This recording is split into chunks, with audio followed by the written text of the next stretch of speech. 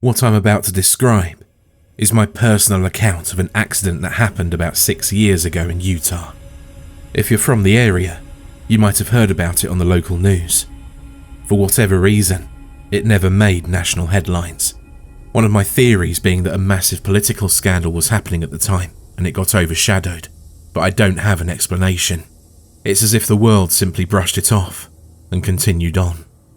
But not us. To our school, it was a tragedy that caused years of mourning. It broke families and took away best friends. A haunting event that, to this day, no one fully understands. No one except me. I never told anyone what really happened that night. Partly because I never had a solid reason to. But mostly because my story is so absurd, it borders on unbelievable. I figured people would just write it off as trauma-induced delusion, and told myself not to bother trying to convince them. So, I buried it, kept it to myself for years. The authorities knew the when and where, and families got to bury their loved ones. It was officially chalked up to a freak incident of nature. And, in a twisted way, they weren't wrong. So, in a way, you could say I wasn't hurting anyone by hiding the truth. Today, however, I've decided to finally share what I've kept hidden for so long. Keep in mind, I don't know how to explain what happened, and you might end up just as confused as I am. Whether you choose to believe me or not is up to you. It was the end of our final year of middle school. I was around 15 at the time. Exams were done, the stress was behind us, and summer vacations loomed. Despite that, some of us were sad to leave our small private school in California, especially that it had a family feel that I hadn't experienced before, given the number of students was lower than normal. I moved schools often due to my parents' constant relocation, but this place felt different than any school I'd attended before. To celebrate and shake away the bitterness, people started talking about organising something fun before we inevitably parted ways. There were talks of going to New York, maybe even an ambitious trip to Europe or Asia. But the organisers ran into too many issues trying to plan something on that scale. That's when someone suggested a wildlife resort in Utah called the Brown Coyote Resort.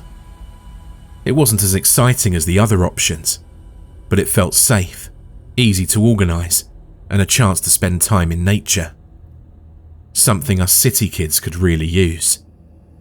Surprisingly, it was also cheap for what looked like a luxury resort to most of us. It had pools, bowling alleys, cosy wooden lodges, and natural scenery that anyone could appreciate. It all sounded perfect. About a week later, we were on a bus packed with teenagers, excited and carefree, awaiting an adventure in Utah. We had no idea what was coming, and frankly, I really missed that time. The first day went smoothly. We arrived tired after a long ride. Teachers handed out room assignments, sparking the usual complaints and attempts to switch with other students. Some were already plotting to sneak into other rooms at night. We ate the dinner that was waiting for us, unpacked, and spent some time in the outdoor pools and game areas.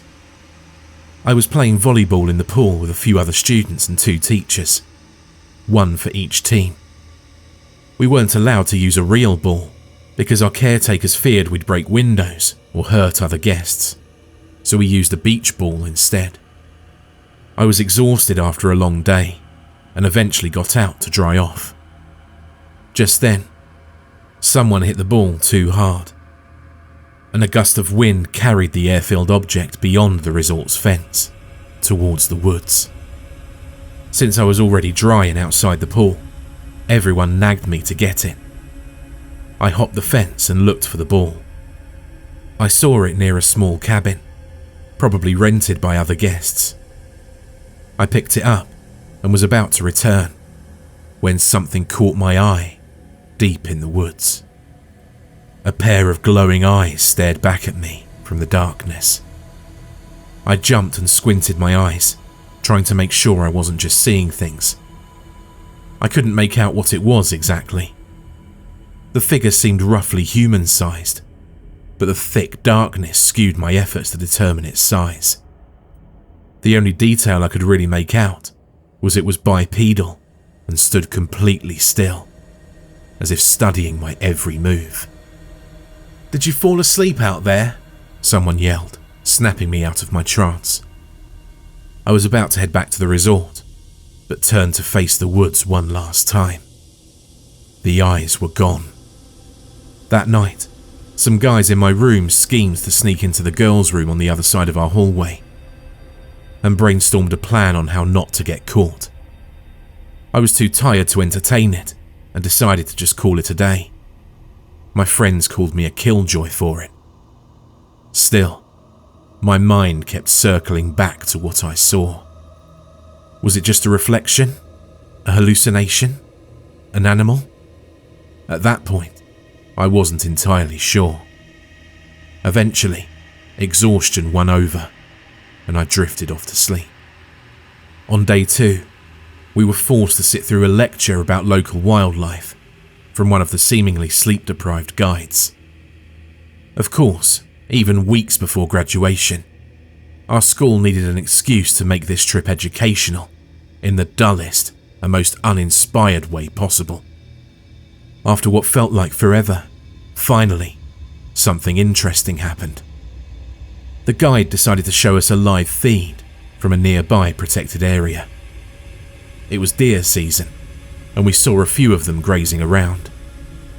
I zoned out a bit, watching the peaceful animals living their lives on a sunny day surrounded by nature. It was way more entertaining than listening to a middle-aged man in dire need of coffee. That was, until something spooked the deer and caused them to run off into the distance. Every single one of us seemed to notice. Even the guide paused his lecture. He chalked it up to coyotes or another predator making noise. Maybe even one of the deer snapping a twig and scaring the others, though the camera had no audio to confirm any of those theories. To me, however, something felt horribly wrong about the whole situation. It didn't look like they were spooked by a noise. It looked like pure panic, like something truly terrifying just happened off screen. My stomach twisted into knots. I tried to dismiss it as lingering anxiety from the night before, but I couldn't shake off the weird feeling that stuck with me long after that moment. It was almost like some primal instinct inside me was trying to send me a warning. The 2 reflective marbles in the woods were still staring into my soul in my memory. I barely remember the rest of the day. My focus was all over the place, and the memory of the activities is quite foggy to me. I couldn't sleep much that night either. Day 3 was more relaxed. We visited some monuments, explored rare plant life, and spent time at a nearby lake. Some of us even got to ride sailboats. For a brief moment, I felt like a kid again, away from the dread that had been following me lately. It was exactly what I needed to ease my nerves. It was a great time. The 4th day, the last, was meant to be free. We could enjoy the resort however we liked. That evening, we went on a short hike along a safe trail, accompanied by some teachers and resort workers.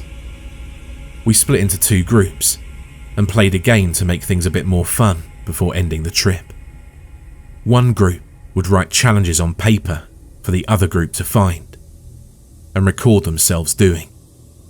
My group being the one that was to brainstorm the tasks. The guides were to make sure the papers were easy to find and wouldn't drift off somewhere and pollute the environment. It proved to be quite effective at entertaining us. Everyone was laughing and trying to come up with funny or surreal challenges. A lot of times our teachers had to step in, as some suggestions were either inappropriate or too extreme, something to be expected from teenagers. During that activity, however, I couldn't shake off the feeling we were being followed. But seeing everyone else so carefree, I forced myself to ignore it. I wanted to enjoy the last days with my classmates before parting ways after graduation. I didn't want to let my paranoia ruin that for me. After all, this was the last time I'd see everyone in this setting, a chance to build memories I would never get back. With that in mind, I tried all I could to relax and joined my friends in suggesting funny things for the notes we left. It was then I saw something that made my heart jump into my throat. The guide immediately stopped us, and even they went pale.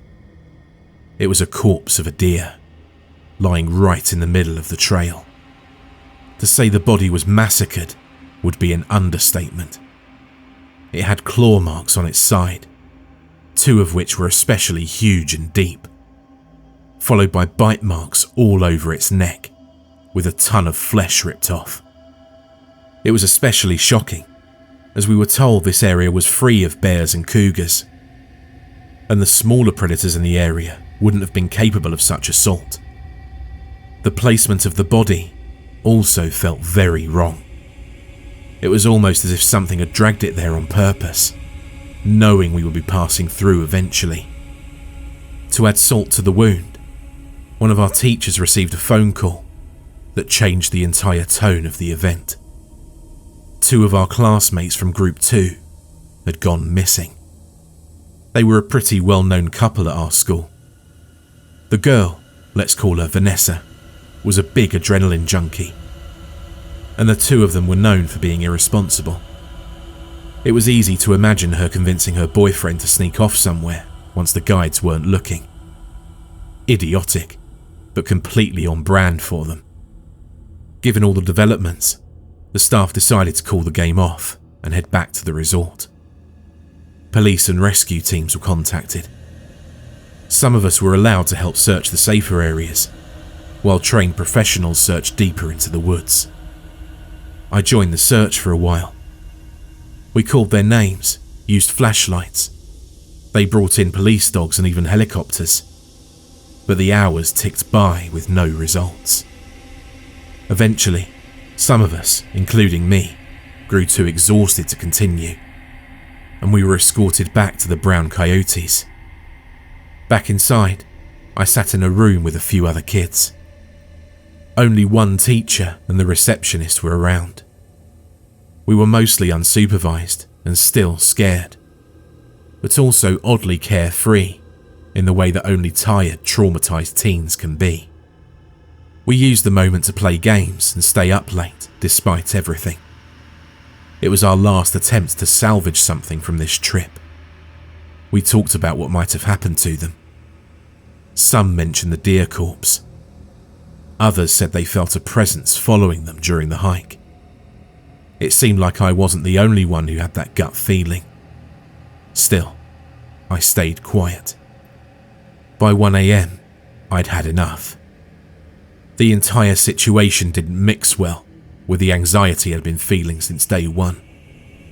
Thinking back now, I don't know why I never told them about the eyes I saw in the woods. I guess I've always had a bad habit of keeping important things to myself. After the conversations turned more stressful, I made my way back to my room. It was empty and silent. I opened one of the windows and took a few deep breaths. The warm air felt nice, and the view was calming to my overstimulated brain. I could see an empty road, faintly lit by a few street lamps. In the distance stood the forest, and beyond that, the mountains. Everything seemed peaceful, like all the commotion had paused just for this one moment. I knew that somewhere in those woods were rescuers, police, teachers, resort staff, and my classmates. Probably worried sick. I couldn't imagine what it was like to be one of the teachers in this situation. I sat there for a while, because being alone was exactly what I needed at that moment. It was then I saw something move in the distance. It walked alongside the road. To begin with, I couldn't tell if it was an animal or a human, but as it got closer, I began to recognize its features. It walked on 2 legs and was roughly the height of a tall human, maybe 6 feet. But its silhouette was much more than just tall. It was long, reptilian in shape, with a lizard-like snout, bulky legs and a long tail. Its head bobbed slightly in a bird-like manner as it moved, and in its jaws, it carried something long. As it passed beneath one of the street lamps, its form became even more horrifyingly clear. Its body was covered in dusky grey feathers, darker along its spine. Its snout was stained crimson with blood.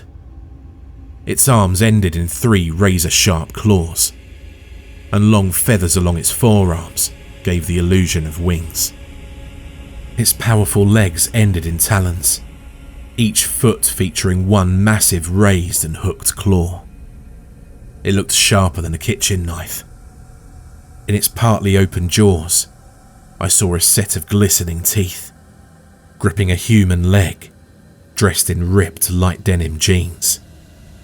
The same jeans I remembered Vanessa wearing earlier that day. I couldn't move, couldn't breathe. I was frozen, staring as it carefully placed the leg under the street lamp, almost as if it wanted us to find it, playing a twisted game of intimidation. Then it looked around, its head twitching in sharp, bird-like movements. It scanned its surroundings until it looked directly at me. I ducked beneath the window, my heart pounding. It saw me. I began hyperventilating, my mind spinning out of control. Fight or flight kicked in, as I quickly sprang into a different empty room, fearing it might try to break in through the fragile window. I pushed a dresser in front of the door to barricade myself and crawled under the bed. It was all I could think to do. Then I remembered. I wasn't the only one in the building. I tried to force myself to move, to warn everyone, but it was too late. The first screams rang out from downstairs. The floor was wooden, so it carried the vibrations very well, giving me a horrifying insight into the scene downstairs. One by one, I heard bodies slamming against the ground. Screams and cries for help, one by one dying down. I heard attempts to flee, followed by more thuds against the wooden floor. Whether it was looking for me or not, it already made its way inside and managed to kill a bunch of people. I wanted to run. I wanted to save them. I wanted to steal a car and be anywhere else but here. But all I could do was sit there, frozen, and listen to a massacre unfold beneath me. I heard loud stomps. Whatever was walking along the hallway outside my room now was too heavy to be a human. I could hear a sound of low rumbling and clicking. It sounded like an alligator or a grizzly bear, but something was seriously wrong. It sent unnatural vibrations throughout my body. One by one, the steps edged closer. It wasn't moving at random. It was listening. I could hear it pause every few steps, soaking in the silence, as if waiting to catch the faintest sign of life. Each still moment stretched like an eternity, the tension growing to unbearable levels. For whatever reason, the creature kept emitting weird low-frequency sounds, which I could almost feel in my skeleton. To my detriment, I could barely control how much my body was shaking, and how hard it was to mask my terrified breaths. I tried to cover my mouth with my hand, as I panicked over whether this thing could actually hear me or not. That's when it started.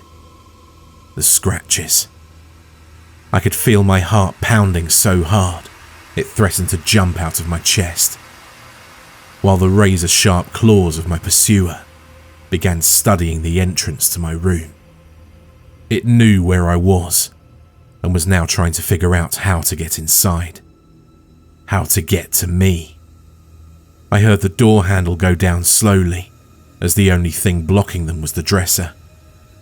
Realizing its efforts weren't enough, I heard it pounding on the door as if it was trying to kick its way through.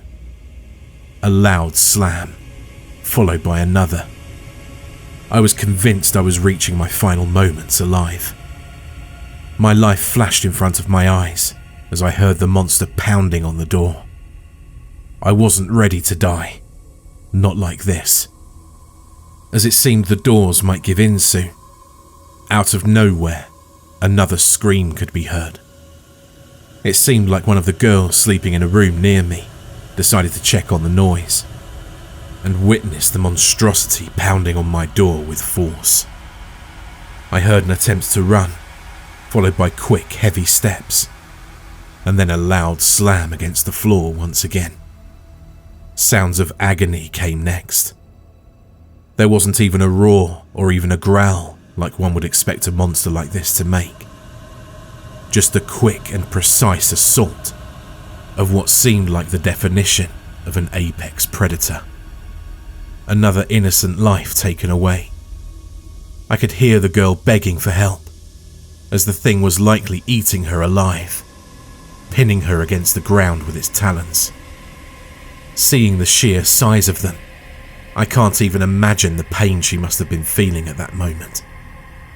The struggle slowly became lesser and lesser, as the only thing left was a sound of flesh being ripped off and chewed on.